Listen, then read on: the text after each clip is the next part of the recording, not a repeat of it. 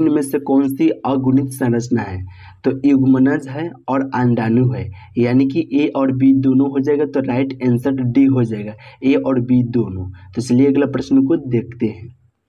तो 2 नंबर प्रश्न कर रहे हैं, प्याज में परिवर्तन होता है। याद रखिएगा, प्याज में परिवर्तन बल्ब द्वारा होता है, यानी कि 2 का राइट आंसर डी हो जाएगा, बल्ब द्वारा।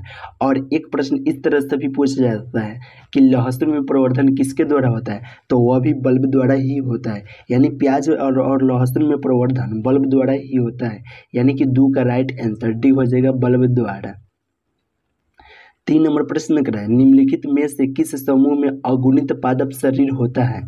तो ब्रायोफाइटस में होता है। और ब्रायोफाइटस देख लीजिए, यहाँ पे फोटो बता रहा है कैसा होता है, ये देख लीजिए, ऐसा ही ब्रायोफाइटस रहता है। यानी कि प्रश्न पूछा गया था आपसे कि निम्नलिखित में से किस समूह में अगुणित पादप शरीर होता है? तो ब्रायोफाइटस में, याद रखिएगा, यानी कि 3 का राइट आंसर डी हो जाएगा, ब्रायोफाइटस में।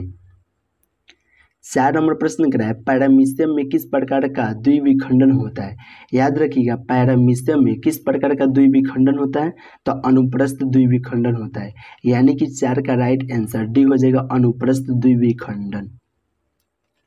तो 5 नंबर प्रश्न कर रहा है, निम्नलिखित में से किस में रंध्र तथा जड़ों का अभाव रहता है? तो हाइड्रिला में, यानी कि 3 का राइट आंसर सी हो जाएगा, हाइड्रिला। देखिए यहाँ पे जो दिखाई दे रहा है, यही हाइड्रिला है, ठीक से चिन जाइएगा। पूछेगा प्रश्न आपसे कि निम्नलिखित में से किस में रंध्र तथा जड़ों का अभाव रहता है? तो हाइड्रिला में, यही हाइड्रिला है।